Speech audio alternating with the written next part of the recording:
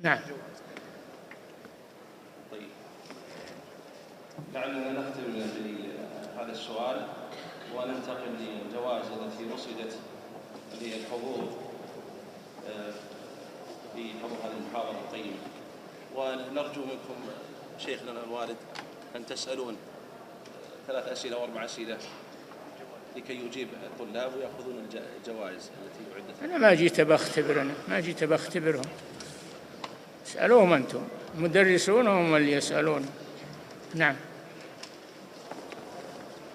طيب، لعلنا نسأل السؤال يتعلق بما تطرق إليه الشيخ عن دعوة الشيخ الإمام المجدد رحمه الله تعالى، ونريد بيان يعني الموقف من هذه الدعوة تكلم عنه الشيخ وكتاب التوحيد على وجه الخصوص.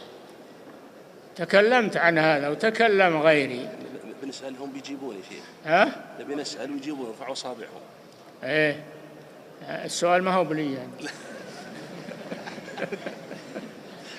الحمد لله. دكتور فوزان، تختار من يسأل.